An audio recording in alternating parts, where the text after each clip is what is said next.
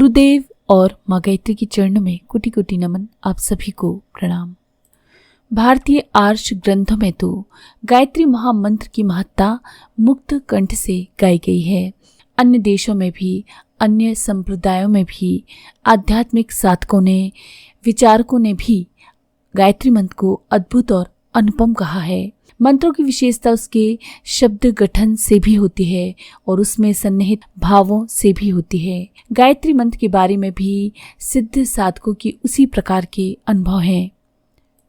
अब तो क्रिश्चियन पादरी भी गायत्री मंत्र के महत्ता को समझने लगे हैं। थियोसॉफिकल सोसाइटी एक विश्व मान्य आध्यात्मिक संगठन है।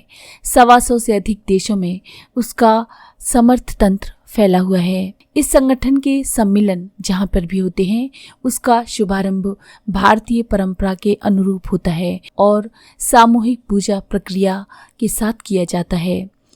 उस पूजन पद्धति को वो लोग भारत समाज पद्धति कहते हैं। उसकी एक छोटी सी पुस्तक भी है और इसी नाम से वो प्रकाशित होती है, जिसके आधार पर सभी साधक सामूहिक पूजा में भाग लेते हैं।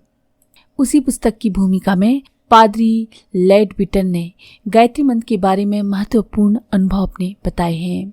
श्री लेडबिटर दिव्य दृष्टि प्राप्त साधक थे। वे विभिन्न आध्यात्मिक प्रयोगों से होने वाले सूक्ष्म जगत के प्रभावों को, प्रतिक्रियाओं को देख समझ लेते थे। उनके अनुभव का सार कुछ इस प्रकार से उन्होंने व्यक्त किया है। वो कहते हैं, गायत्री मंत्र के भावपूर्ण जप का प्रभाव सूक्ष्म जगत में तत्काल परिलक्षित होता है। अनंत आकाश से दिव्य ऊर्जा का किरण पुंज साधक के शरीर पर अवतरित होता दिखता है। ये दिव्य प्रकाश साधक के सामने की ओर शंकु यानी कोनिकल आकार में एक प्रकाशमान बिंदु पर फोकस हो जाता है। उसका प्रभाव क्षेत्र साधक के स्तर के अनुरूप कम या अधिक हो सकता है। लगता है कि प्रकाश बिंदु सद्भाव एवं सद्विचार संचारक होता है।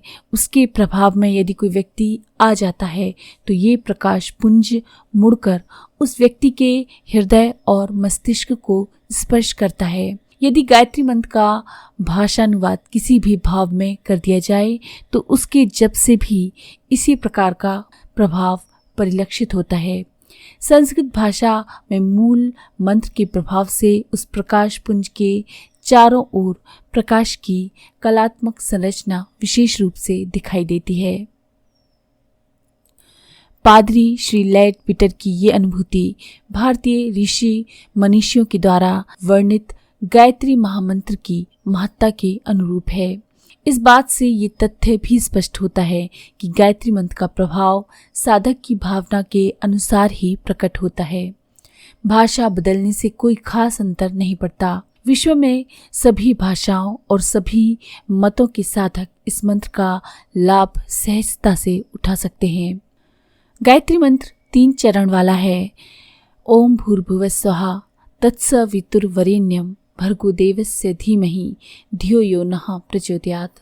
ओम भूर्भुवः स्वः को इसका शीर्ष कहा जाता है। उसके मुख्य भाव इस प्रकार से हैं।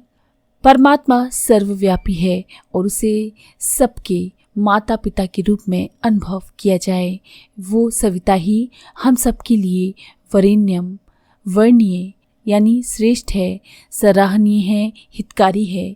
उसके भर्ग यानी दोषों से मुक्त करने वाली पवित्र तेज को हम अपने अंदर धारण करते हैं। उसी की भक्ति करें, वो हमें सन्मार्ग पर प्रेषित करे।